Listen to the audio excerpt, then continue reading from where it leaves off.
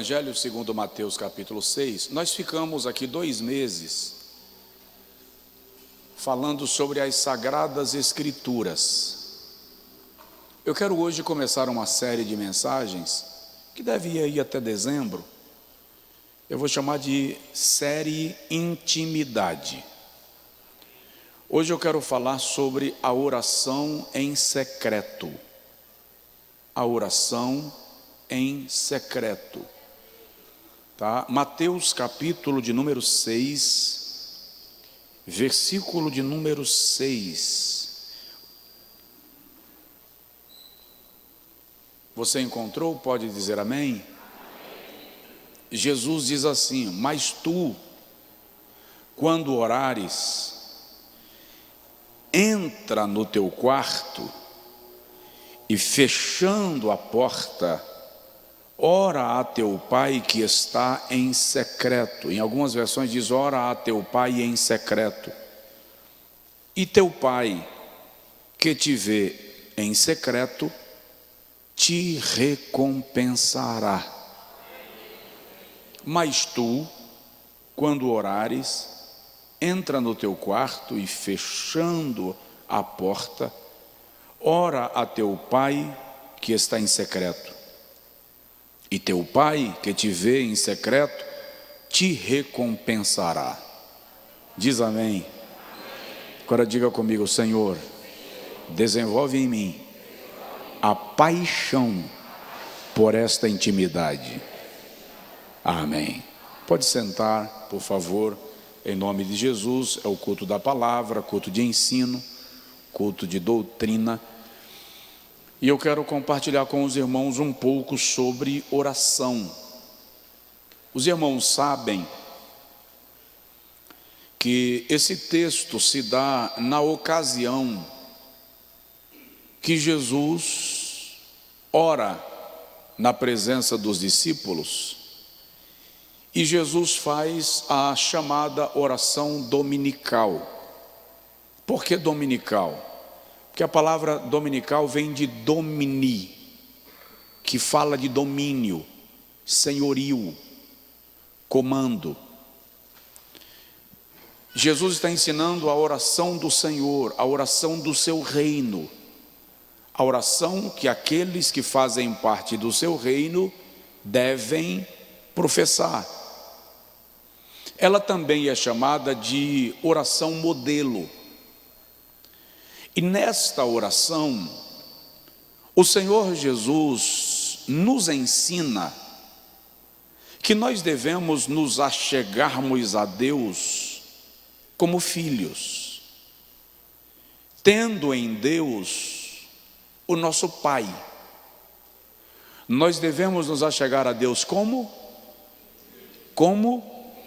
filhos, tendo em Deus o nosso Pai.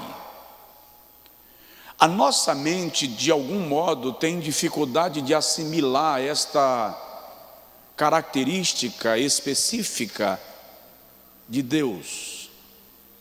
Ele é Deus, Ele é soberano, Ele é perfeito, Ele é eterno, Ele é justo, Ele é santo, mas Ele também é Pai. Deus é tão sensível a nós. Deixa eu usar essa expressão que é totalmente humana. Deus é tão empático a nós que em algumas ocasiões Ele não apresenta-se apenas como pai, Ele também se apresenta como mãe. Assim como um filho a quem consola a sua mãe, eu, o Senhor, vos consolarei. A relação que o Senhor quer ter conosco é esta relação de proximidade, de pai e filho. E é muito interessante que, quando ele termina de orar, os discípulos estão tão atraídos por esta intimidade de Jesus com o Pai, que eles dizem assim: Senhor, ensina-nos a orar. Como assim? Eles não sabiam orar? Eles eram judeus, irmãos. Eles estavam com a Torá. Eles iam à sinagoga rotineiramente. Tinham a prática das orações e dos jejuns como parte da sua cultura.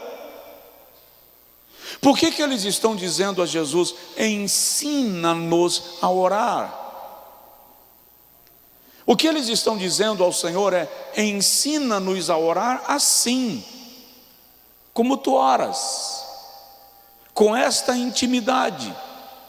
Por quê? Porque o judeu, nos dias de Jesus, jamais se referiria a Deus senão na terceira pessoa da conjugação verbal. Porque o conceito era de um Deus distante. O conceito era o conceito de um Deus inatingível. Havia um zelo tão grande de não profanar o nome de Deus, que eles jamais se referiam a Ele na primeira pessoa da conjugação. O escriba judeu, nos dias de Jesus e nos períodos que antecedem, quando eles estavam escrevendo o texto sagrado, na hora de escrever o tetragrama, as 4 letras que compunham o nome de Jeová, o historiador diz que eles se levantavam, tiravam a capa, lavavam as mãos, colocavam uma capa específica, pegavam uma caneta, uma pena e a tinta especial, só para desenhar o nome de Jeová. Em seguida lavava as mãos, tirava aquela túnica e colocava a capa anterior. Todas as vezes que o nome Senhor, Jeová, vai se repetir no texto do Antigo Testamento, no hebraico, o escriba tinha esta obrigação, essa rotina, esta regra, para não correr o risco nem de longe de profanar o nome do Senhor. Quando Jesus vem orar, olha como ele começa a oração: Abba, papai, meu pai, Pai nosso. O que Jesus está fazendo aqui? Jesus está tirando Deus no culto, na mente, na devoção dos judeus do seu tempo. Ele está tirando Deus da terceira pessoa da conjugação verbal e trazendo Deus para a segunda pessoa. Pai nosso que estais, a segunda pessoa da conjugação verbal está aqui inserida. O que isso significa? Jesus está trazendo Deus para perto. Ele está dizendo: vocês não precisam se relacionar com o Deus que está atrás das montanhas. Se relacionem com o Deus que é Pai, com o Deus que está perto, com o Deus que quer ter contato direto com vocês. É por isso que os discípulos dizem: Senhor, ensina-nos a orar assim. Então Jesus diz: vós então orareis assim. Então ele ensina. Nós precisamos ter em mente sempre esse sentimento. Se vamos orar, normalmente nós temos dificuldade até de nos dirigirmos a Deus como Pai. Temos muita facilidade de nos dirigirmos a Ele como Senhor, e Ele é Senhor, mas Ele é Senhor que é meu Pai. Embora eu trate o meu pai, Gervásio, como Senhor, antes de chamá-lo de Senhor, eu chamo de Pai. Cheguei na casa dele agora tardinha, a bênção, Pai.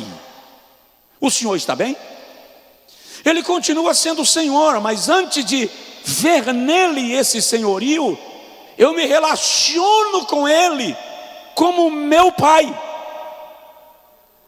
É isto que Deus quer que eu e você entendamos, que a nossa relação com Ele é relação de filhos e filhas. Então no versículo 6 que nós lemos, Jesus diz assim: quando orares, entra no teu quarto, fecha a tua porta e ora ao teu Pai que está em secreto. Só quem te receberia no quarto, no lugar da intimidade, a portas fechadas, não é o teu patrão, é o teu Pai.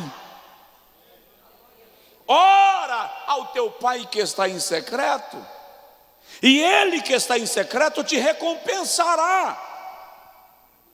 Donald Stamps, pastor norte-americano, que é o comentarista, idealizador da Bíblia de estudo pentecostal, ele escreve comentando desse texto que todo filho e filha de Deus precisa desenvolver o hábito de estar com Deus em secreto.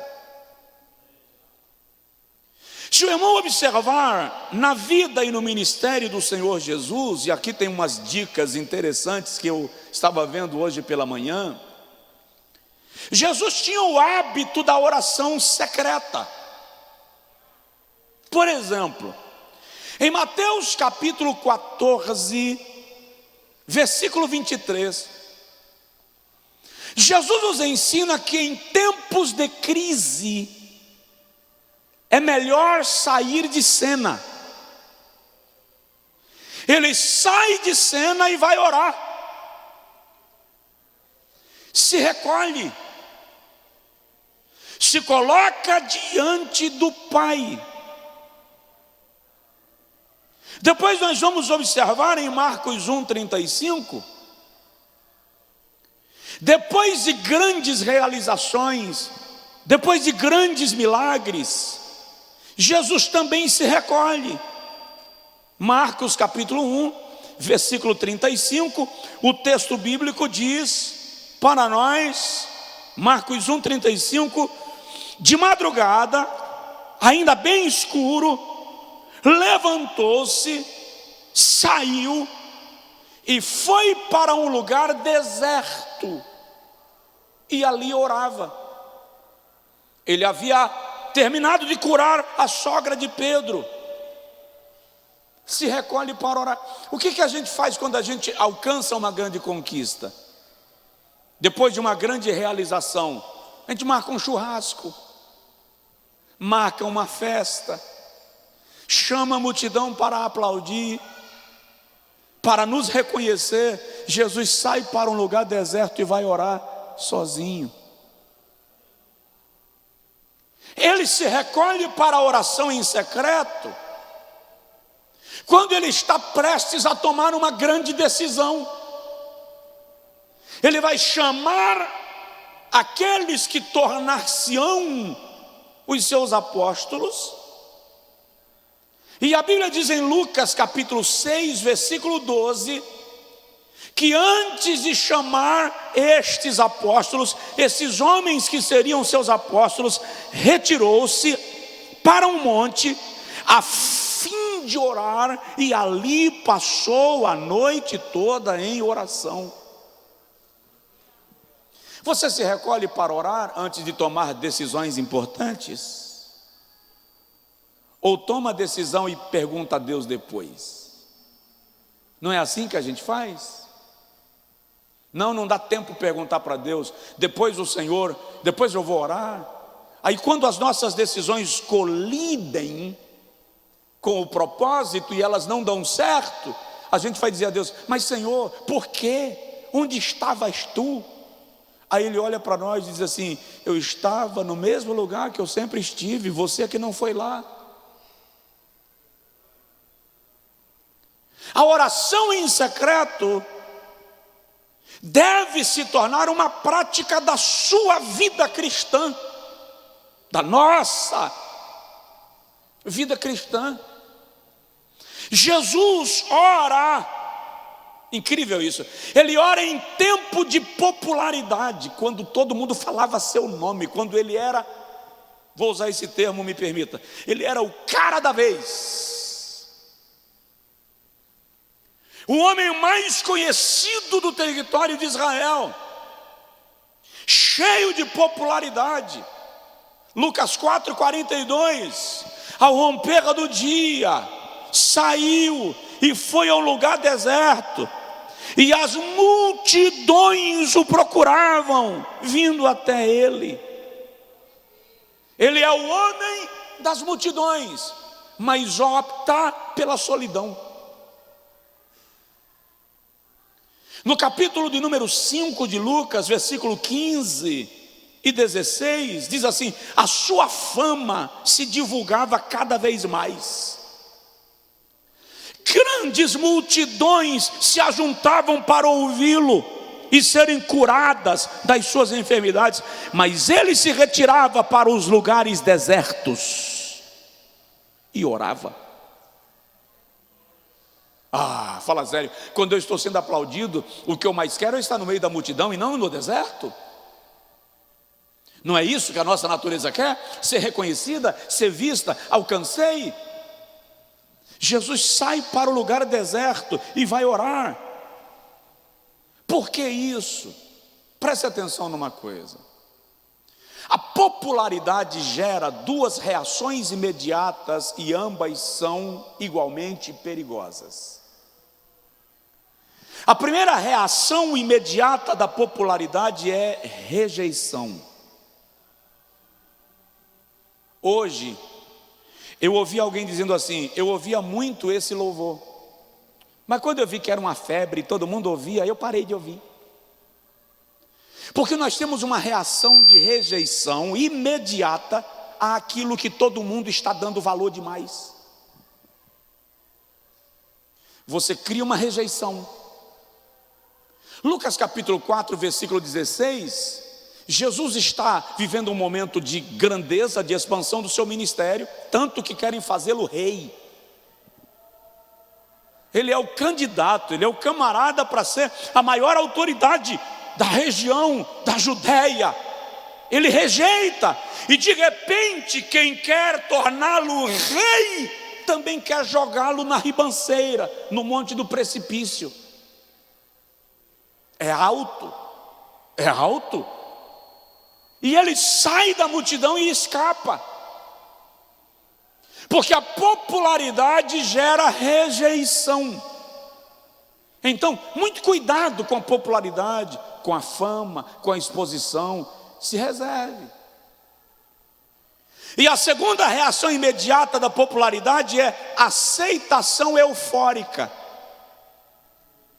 Existe um aplauso natural, consequente da popularidade, mas esse aplauso natural também é perigoso, porque ele é fruto de uma multidão eufórica, a multidão que jogava palmas, que jogava folhas, enquanto ele entrava em Jerusalém, é a mesma multidão que depois grita: crucifica. É a mesma multidão. Então, provoca de leve a pessoa do seu lado e fala com ele assim: cuidado com a popularidade.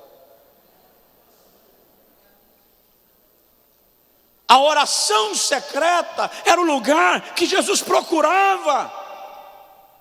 Nestes momentos, se ele, o unigênito Filho de Deus, sente necessidade de orar em secreto nessas circunstâncias, porque eu e você não. A Bíblia Sagrada diz para nós, lá em Provérbios capítulo 8, versículo 17: eu amo os que me amam, os que de madrugada me buscam, me acharão. Preste atenção numa coisa: todas as vezes que o Espírito Santo te impulsionar a orar, ore. Diga comigo: todas as vezes que o Espírito Santo me impulsionar a orar, eu vou orar. Você acabou de fazer um pacto.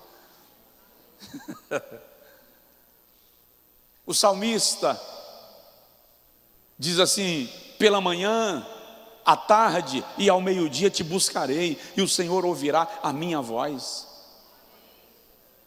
João capítulo de número 14, versículo de número 16, Jesus diz que o Espírito Santo vem para ficar conosco, Ele habitará em nós. E no versículo 26 ele diz: o Espírito Santo, ajudador, a quem o Pai enviará em meu nome, Ele vos ensinará todas as coisas e vos fará lembrar das coisas que eu vos tenho dito. É o Espírito Santo quem mentoreia a nossa vida para a oração. O que mais falta para a igreja desta geração não é recurso, influência, poder e oportunidade. O que mais falta na igreja desta geração é a disposição de se recolher para orar. Nós vivemos uma vida tão corrida que não dá mais tempo para a oração. Até aqueles que estão envolvidos com a obra de Deus estão tão envolvidos com esta obra que estão esquecendo de buscar o Deus da obra. Trabalhamos feito máquinas que têm uma meta a cumprir e não temos tempo de parar para conversar com Ele. Eu vou ficar alguns dias aqui falando sobre oração, intimidade, oração secreta, buscar a face do Senhor. Seu coração precisa, meu coração precisa. Biblicamente, grandes milagres são precedidos por oração. Você lembra da viúva de um dos filhos dos profetas? Aquela lá da multiplicação do azeite. Eliseu diz para ela: entra no teu quarto, tu e teus filhos depois de ti, e fecha a porta. Isso é oração em secreto. Quando Eliseu vem ressuscitar o filho da sunamita, a Bíblia diz que ele entra no quarto, fecha a porta, ele e o menino, e lá ele ora. Jesus sempre se retirava para orar. Eu lhe faço uma pergunta: você tem o hábito da oração solitária? Você tem o hábito de orar sozinho? Porque se a gente fizer uma movimentação e chamar uma multidão para orar, vamos para o monte. Se chamar uma multidão para orar na igreja, a multidão não vem. Mas se chamar uma multidão para orar no monte, aparece uma multidão para orar no monte. Eu sou contra? Não, claro que não. Nossa igreja estava orando no monte essa noite anterior. Muita gente foi orar. Mas eu estou falando do hábito da oração. A oração do monte é uma oração esporádica. Eu estou falando de você ter um momento seu, que você se recolhe, você e Deus, para uma conversa pessoal, uma conversa íntima, uma conversa de relacionamento.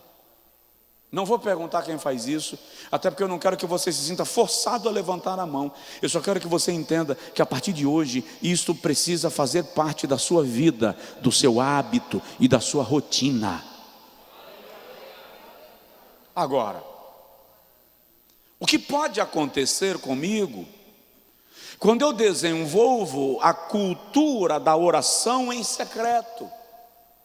Quando eu desenvolvo a prática de orar sozinho, meu momento de oração, não é da conta de ninguém, sou eu. Primeiro, ocorre genuíno arrependimento. Como assim, pastor? Presta atenção, todas as vezes que você entrar na presença de Deus, Ele é tão perfeitamente santo, que é impossível sentir a presença do Senhor e não se constranger pelas nossas falhas pela nossa pecaminosidade, pelas nossas fraquezas. A oração em secreto gera em nós uma entrada tão íntima na presença de Deus, que Ele vai nos confrontar. E é nesta confrontação que se gera uma experiência poderosa de arrependimento. Lembrei-me agora de algumas irmãs que passaram para o culto de oração na igreja. E quando elas passaram, elas viram uma outra irmã brigando com a vizinha, discutindo com a vizinha. E elas viram aquela cena, balançaram a cabeça. Que mau testemunho. Ainda tem coragem de dizer que é crente. Não é assim que crente faz? E foram para a igreja. Lá está todo mundo orando na igreja, cantando, celebrando. De repente a irmã que estava brigando chegou para o culto. E essa irmã começou a adorar, e começou a cantar, e cantou, começou a celebrar. Daqui a pouco ela está falando em línguas. As irmãs que a viram brigando, olharam uma para a outra e disseram assim: quem é ela para estar falando em língua? Ela estava brigando no instante com a vizinha, está pensando que ninguém viu.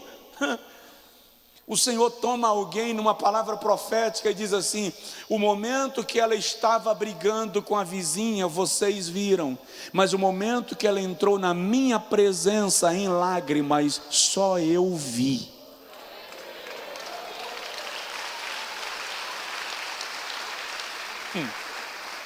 A oração em secreto vai gerar essa experiência de arrependimento. Quando Esdras chega em Jerusalém, no livro que leva seu nome, capítulo 9, e ele vai orar, porque ele percebe que a multidão está em pecado. Os homens de Jerusalém haviam casado com mulheres estrangeiras, a lei proibia, Jeová havia proibido. Esdras não chama os homens para virem orar. No capítulo 10, ele ajoelha sozinho na praça de Jerusalém e ora. E quando ele ajoelha na praça de Jerusalém e ora, ele começa a dizer: ó Senhor, perdoa-nos. Os nossos pais pecaram e nós fizemos pior do que eles, porque a gente permanece no pecado que eles cometeram. A Bíblia diz que por volta de meio-dia, alguém está vindo da roça, passa na praça de Jerusalém e ouve Esdras orando, e o cara para. Esdras não é conhecido em Jerusalém, ele estava no cativeiro, ele foi enviado do cativeiro pelo rei para ensinar a lei ao povo. Então o indivíduo que viu Esdras orando na praça da cidade não sabia quem era Esdras, não sabia que ele era sacerdote e escriba. Quem é esse orando aqui? Aí Esdras diz: perdoa, Senhor. Quando Esdras pede perdão, o indivíduo senta e começa a orar com ele. A Bíblia diz que no final do dia, todos os homens de Jerusalém estavam na praça de Jerusalém e oravam com Esdras e choravam. Até que um deles levantou e disse assim: Esdras, para de chorar. Dize o que temos que fazer e nós faremos. Nós abandonaremos os nossos pecados e serviremos ao Senhor. Ei, você quer que alguém se arrependa? Você quer que alguém mude de vida? Você quer que a igreja seja transformada? Para de dar sermão religioso, moralista, carregado de espiritualidade própria para os outros. Ajoelhe, aí vai orar. Confessa: mas eu não estou em pecado, pastor. Confessa o pecado do outro. Chega lá diante de Deus: Senhor, os nossos pais pecaram, nós fizemos pior, nos perdoa. Peça para que o Espírito de Deus com graça venha produzindo arrependimento, para que haja mudança. A oração em secreto vai gerar arrependimento. Isaías capítulo 6, no ano em que morreu o rei Uzias, eu entrei no templo, e eu vi o Senhor assentado sobre um alto e sublime trono, e a orla do seu manto cobria os umbrais da casa, e eu vi serafins, que com 2 asas cobriam seus rostos, com 2 asas cobriam os pés, com 2 asas voavam e diziam: Santo, Santo, Santo é o Senhor dos exércitos, toda a terra está cheia da sua glória. Isaías diz: quando eu vi, eu clamei dizendo: ai de mim que vou perecendo. Ele estava na oração solitária com Deus. Presta atenção, na oração da igreja é gostoso. Você está orando com outras pessoas, mas na oração em secreto você se sente livre para dar murro no chão, para chorar, borrar a maquiagem, espernear. Experimente entrar no seu quarto, fechar a porta e orar sozinho. Você foi orar com a multidão no monte? Maravilha! Experimenta se separar da multidão um pouquinho e orar lá no canto, você sozinho. Experimente abrir o coração diante de Deus e rasgar a sua alma. Deus vai te revelar uma experiência extraordinária de conversão e mudança, que vai transformar a sua experiência de vida com Ele. Amém? Diga comigo: Senhor, produza em mim esse arrependimento. Segundo lugar, não vou concluir hoje, porque senão eu vou para 10 e não devo. A segunda experiência que a oração em secreto vai gerar em você é a experiência de transformação. Presta atenção nisso. Você já parou para analisar que Deus é muito discreto? Deus é muito discreto. Tem coisas que Deus quer fazer na sua vida que não é para ninguém saber. É só você. Presta atenção numa coisa: a principal obra de uma cidade é saneamento, esgoto. Se nós tivermos prédios, edifícios, praças lindas, belos jardins, com esgoto a céu aberto, você não consegue desfrutar da beleza das construções. Experimenta ir num lugar onde não tem esgoto, rede de esgoto, e você vai perceber a fedentina, o mau cheiro. Mas o incrível é que ninguém vê obra de rede de esgoto. Por quê? Porque elas não são edifícios, elas são subterrâneas, são feitas embaixo. Você passa por cima delas todos os dias e nem se toca que só está andando numa rua limpa, porque alguém se prestou a abrir embaixo dos seus pés uma vala para correr a sujeira. Tem coisa que Deus quer fazer na sua vida que não é edifício, não é prédio.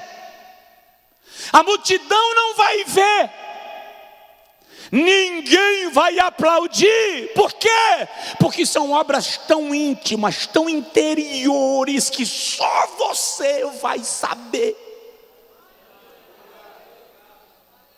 Mas são obras que tiram de Satanás o poder de controlar a sua vida. Você já percebeu que Jesus tratou Pedro no meio de todo mundo, mas ninguém sabia do que Jesus estava falando?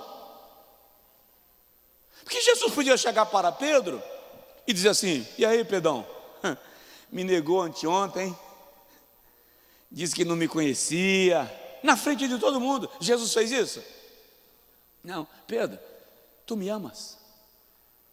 Ninguém sabia o que estava acontecendo, mas Jesus estava tratando Pedro. Isso é discrição, zelo, preservação.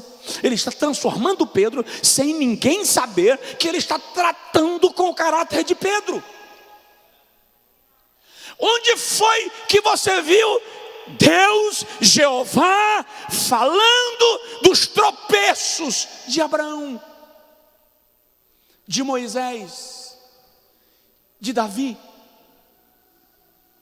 Eu preguei uma certa feita uma mensagem com o tema: eles pecaram, mas andaram com Deus. E quando terminou o culto, um irmão, eu o respeitava muito, um senhor, eu acho que ele já dorme no Senhor, ele chegou para mim e fez assim: pastor, eu não admito o senhor dizer que os homens santos de Deus na Bíblia pecaram. Eu disse: irmão, mas eles pecaram, e pecaram feio. O grande segredo deles estava na rendição ao Senhor, e Deus nunca tratou da situação deles, levando-os, jogando para os leões. Ele sempre tratou da situação desses homens com restauração e transformação. A oração em secreto vai gerar em sua alma uma transformação que ninguém verá o processo, só verá o resultado.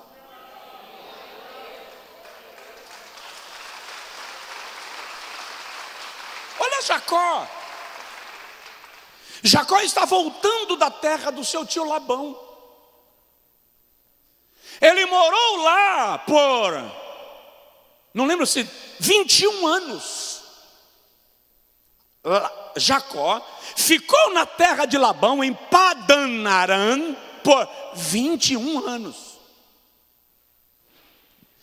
Tudo que ele havia feito com Isaac, o quê? Lesou, saqueou a bênção. O que ele fez com Esaú, parece morto, quieto. Quando ele resolve retornar da terra do seu tio para a terra do seu pai, existem dois acontecimentos extraordinários: um em Manaim e o outro no Vale de Jaboque. Qual é o acontecimento de Manaim? No capítulo 31. Labão vem atrás de Jacó, e a Bíblia diz que Labão trouxe todos os varões da sua casa, porque ele estava tomado de ira contra Jacó. Labão está vindo para arrebentar com Jacó. Por quê? Porque os terafins, que eram os ídolos de família, haviam sido roubados. Quem tinha o terafim tinha o poder de controle sobre o clã. Quem roubou? Raquel. Labão vem nervoso, ele quer arrebentar com Jacó. Quando ele chega em Manaim, ele para descansar e dormir. E a Bíblia diz que enquanto Labão descansava, anjos do Senhor passaram em Manaim.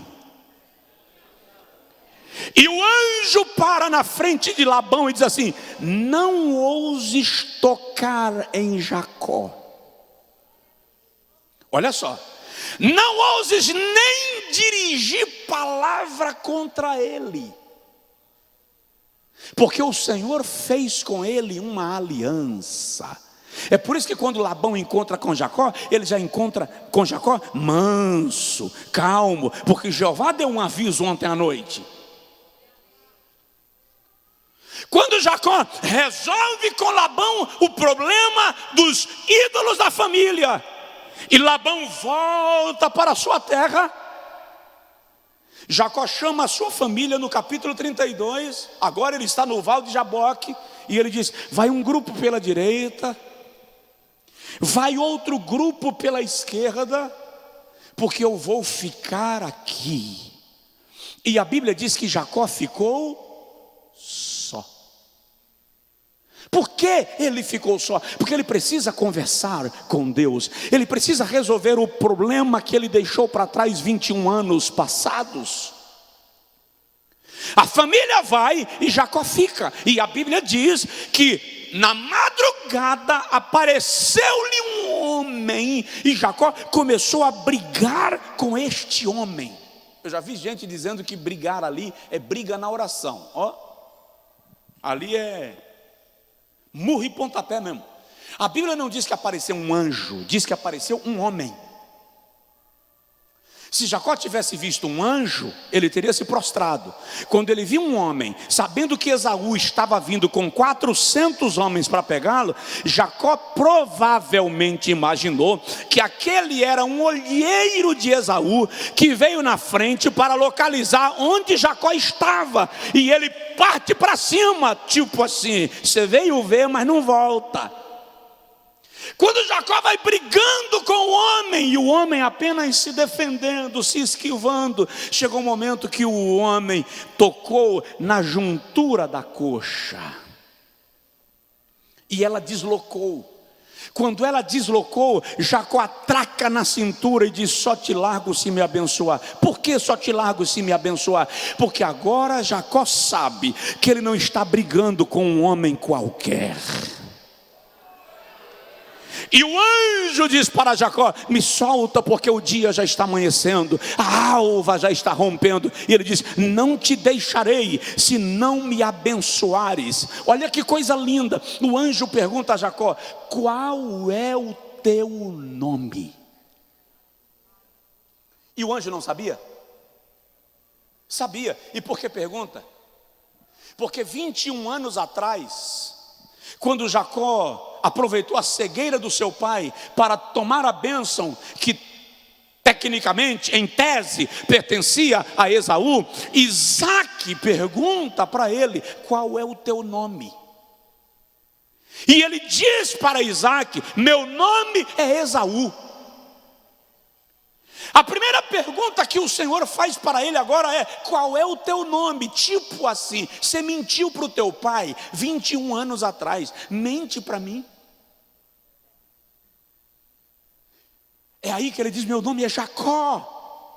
E o anjo do Senhor diz: não te chamarás mais Jacó, te chamarás Israel, que significa príncipe, porque você você lutou com Deus e com os homens e prevaleceu. Ali houve transformação.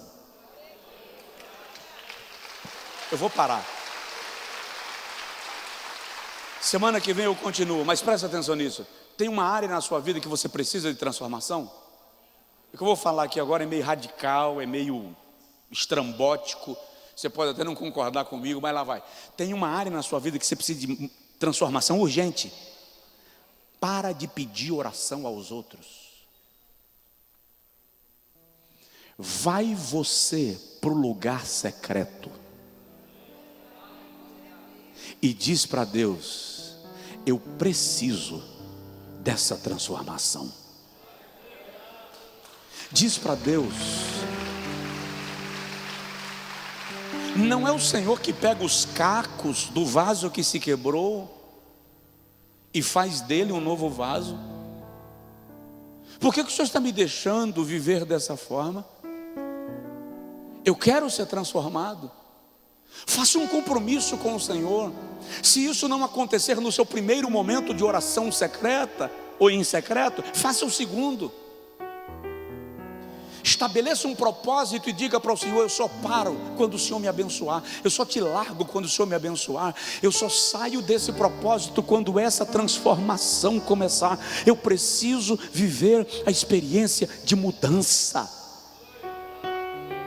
Santo de Deus, santa de Deus, se você reconhece que precisa de transformação nessa área, vai à presença dele, porque quem te leva a reconhecer é ele, e quem vai operar esse milagre na sua vida também é ele. Mas eu e você precisamos querer a mudança. Olha o que Paulo diz em Romanos 12:2: transformai-vos. Ele está dizendo que você pode promover a sua transformação. Nós podemos promover a nossa transformação. E é o prazer de Deus fazer esse milagre em nós. Em nome de Jesus Cristo de Nazaré. Semana que vem, se Jesus não tiver voltado, a gente continua. Mas falei de 2 itens. E se eu e você vivermos a experiência desses 2 elementos, essas 2 experiências, a partir de hoje, terça-feira, alguém vai olhar para nós e não vai nos reconhecer. Primeiro é arrependimento. Não é remorso, arrependimento. É viver a experiência que Isaías viveu, contemplar o Senhor. Diante dele você pode abrir a boca e dizer tudo, pode descarregar. Não precisa ficar com vergonha de Deus. Ele sabe tudo. Não precisa ficar com vergonha do teu pai. Eu sei que muita gente tem, de alguma forma, um trauma com a paternidade. E se me colocar na perspectiva de me relacionar com Deus como um pai, eu vou ter dificuldade, porque eu tive dificuldade na minha relação com meu pai. Quando Billy Graham esteve no Brasil, ele teve um momento de falar com os jovens, filhos de pastores do Brasil. E ao final da sua fala com esses jovens, disse que um jovem se levantou e perguntou para ele: pastor, que tipo de pai é Deus? Mas deixa eu te falar, ainda que você tenha vivido dificuldade de relacionamento com teu pai, não esqueça que Jesus disse que nós pais humanos somos maus. Maus por natureza pecaminosa e decaída, maus por limitação humana, maus porque muitas vezes tivemos uma formação deformada e reproduzimos isto nos nossos filhos. Deus, porém, é Pai perfeito. É Pai que te entende. Ele rola com você no chão para te fazer carinho, e Ele desce ao charco de lodo para te tirar de lá, te dá banho e jamais te afronta por causa da sujeira, da lama. Por que não? Porque Ele está tirando a lama. Ele veio para te lavar, para te limpar. Você pode se relacionar com Ele como o Pai. Conta tudo para Ele, diz tudo. Acho incrível que você vai num terapeuta, entra numa sala, senta no divã, paga, e alguns são caros, e você paga para você se abrir, contar a sua vida. E na maioria dos casos, a única coisa que o terapeuta faz é provocar, induzir, para que você tenha liberdade de falar, para que você se sinta confortável em falar, e até compungido em falar. E no final da sessão, 50 minutos, 1h10 no máximo, ele vai te dizer alguma coisa que ele diagnosticou da tua fala, e você vai embora e volta daqui a 15 dias para dar sequência. É interessante que você pode chegar diante de Deus. Não estou dizendo para você não ir no terapeuta, não é essa a fala. O que eu estou dizendo é que você pode chegar diante de Deus e sentar na frente dele e dizer: Jeová, quer saber? Eu vou abrir o balde e vou dizer tudo. Por alguma razão a gente não consegue fazer isso, porque a gente tem a sensação que Deus vai medir a gente com uma fita métrica. Ah, pastor, ele é tão santo. Ele é tão santo, mas tão plenamente santo, que consegue ouvir você sobre os teus pecados e não ser atingido na sua santidade, porque a sua santidade é perfeita. E é incrível que em vez de ele ser atingido pelos nossos pecados, nós somos atingidos pelo seu amor.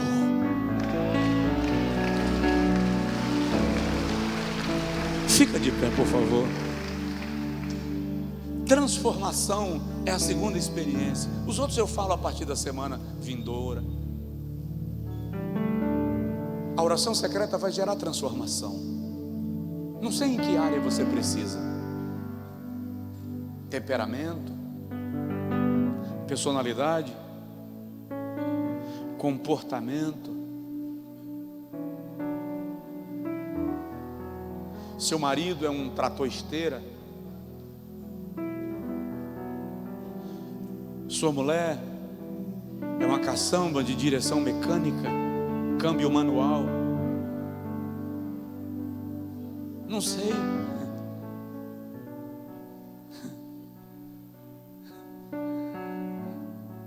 Leva para a oração. Ele não vai, pastor, não. Vá sozinho e leva na oração. Chega lá e diz assim: Jesus, eu vim te apresentar a minha tranqueira. O Senhor sabe que para dirigir essa caçamba está ruim, que está virado num trem, Senhor. O Senhor sabe que dirigir esse trator esteira está complicado. Mas eu estou colocando aqui diante do Senhor. O Senhor pode, porque às vezes Deus está apenas permitindo uma circunstância para transformar a mim e a você, para nos levar no ponto que Ele quer, porque você é vaso, e Ele trata com a gente. Mas nunca se sinta recriminado por Deus, nunca se sinta rechaçado por Deus, nunca se sinta julgado por Deus. Ele é Pai. Quando meu filho, filha, quebra o copo, faz uma bobagem, tem uns pais que são destemperados, vai lá e senta a mãozona. Não é essa a ideia. Mas rapaz, você quebrou, vamos catar? E sabe o que acontece quando teu filho, tua filha quebra o copo? Fala sério, seu menino sentado à mesa deixou o prato cair e quebrou, você manda ele catar os cacos de vidro? Manda ou não? Claro que não. Se ele for pegar os cacos de vidro, ele vai se cortar. Ele quebrou o prato, mas você não quer que ele se machuque. Fica aí, espera aí que papai vai pegar você, vai tirar da cadeira. Aí você pega ele, suspende, tira para longe, e você vai catar os cacos da bagunça que ele fez. Fala sério. Se eu e você, disse Jesus, sendo maus, sabemos fazer coisas boas aos nossos filhos, quanto mais o vosso Pai Celestial, Ele disse. Tem bagunça, tem bagunça que você faz na sua vida, que você não pode nem tentar arrumar, que se você tentar se arrumar, você se corta, você se machuca. Aí o pai chega e diz assim: fica quieto, eu vou te tirar daqui, te tira da zona de risco, te coloca fora, diz: agora deixa que eu vou limpar. E o incrível, estou falando para gente que entende de princípio de paternidade e maternidade, depois que limpa, pega um prato limpo e coloca a comida de novo. Ele vai consertar essa bagunça e ainda vai te dar comida de novo, porque Ele não vai te deixar com fome.